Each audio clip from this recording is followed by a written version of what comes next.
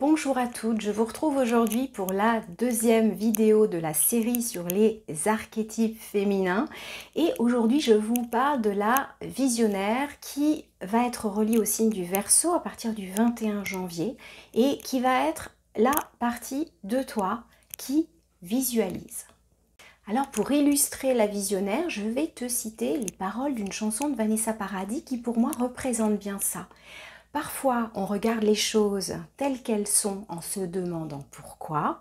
Parfois, on les regarde telles qu'elles pourraient être en se disant pourquoi pas. Et c'est là tout le pouvoir de la visionnaire en toi. C'est celle qui va visualiser ta vie ou une sphère de ta vie sans barrière, en ouvrant à fond le champ des possibles et sans se freiner au début. Donc elle a des rêves, elle y croit, elle imagine tout. Tout est possible. Et elle est audacieuse, elle a peur de rien, elle a ce côté avant-gardiste.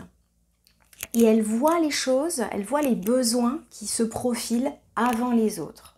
Donc elle voit déjà les changements de société, les changements de comportement, avec en face les besoins qui vont émerger de ces changements-là. Elle a un côté vraiment avant-gardiste, innovant. Elle n'a pas peur d'innover. Et vous savez, ce sont ces gens qui ont parfois des idées, on leur dit n'importe quoi, t'es complètement perché. Ils activent un peu ce pouvoir-là et puis 10 ans après, on se dit ah bah oui, ils avaient raison.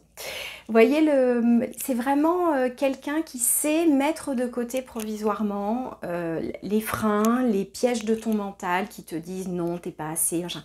Elle y va, elle imagine, elle ouvre et puis après, elle voit comment elle met les choses en place. Donc, elle est très intuitive, hein. C'est la partie de toi qui est très intuitive et qui sait se détacher du regard des autres, du regard extérieur et du jugement pour assumer ses rêves, encore une fois, auxquels elle croit dur comme fer. Elle adore le changement, elle est absolument ouverte au changement. Elle n'en a pas peur, elle l'épouse, donc elle n'a pas peur de tout ce qui est relié au changement. Donc forcément, elle s'adapte bien pour réaliser ses rêves. Elle a une vision qu'elle incarne, elle a une vraie mission de vie auquel elle est reliée. Alors maintenant, je vais te donner des exemples concrets. La visionnaire, tu peux l'activer notamment si tu es en ce moment en train de t'installer ou de te reconvertir par exemple. Mais on va parler de l'installation parce que vous êtes nombreuses à être là, à être sophrologue, coach, tout ça. Donc je te donne un exemple concret. La visionnaire, c'est celle qui va pas faire comme tout le monde, qui va regarder le marché actuel et puis qui va dire bon ok, c'est un peu saturé, il y en a beaucoup qui proposent la même chose, blablabla. Moi, j'imagine ça comment? En fonction de mes valeurs, en fonction de ma vision, en fonction de ma mission. Hein, moi, c'est quelque chose auquel je ne pensais pas du tout au début quand je me suis installée et maintenant j'y pense. Donc, imagine comment ça pourrait être différemment de ce que tu vois déjà, de ce qui existe déjà et relié à ta personnalité. Qu'est-ce que toi tu veux voir dans ce monde? Qu'est-ce que tu veux apporter à tes clientes? Hein? N'oublie pas, hein, si tu parles à tout le monde, tu parles à personne, donc c'est ok d'avoir un ou deux objectifs très concrets et très précis. Donc comment tu vas te différencier des autres sur un marché qui est assez concurrentiel? Qu'est-ce qui va être ta valeur ajoutée? Ça, je t'en parle souvent. Sans avoir peur justement de te démarquer un petit peu, de ne pas faire ce que font les autres, d'oser justement le changement. Et bien sûr, ça peut être la même chose dans ta vie privée, hein. Ça peut être même pour l'endroit où tu veux vivre, la manière dont tu veux éduquer tes enfants, la manière dont tu veux vivre ton couple, enfin bon, c'est illimité. Mais moi j'aime bien parfois me relier à cette partie-là de moi, hein, qu'on a toutes, plus ou moins active en fonction de ses besoins, mais justement pour, ça va t'aider à avoir les choses qui sont justes pour toi, qui répondent à ta nature profonde, et ça c'est très important. Autre point, la visionnaire, comme elle aime bien le changement, elle n'hésite pas à changer d'angle de vue, de changer de lunettes, de voir les choses différemment pour justement trouver de nouvelles idées. Tu vois, ça fait partie de l'adaptation. Il ne faut pas hésiter quand on n'a pas de réponse à un problème, parfois, à voir les choses différemment, à changer son regard sur la situation. Ça peut vraiment aider.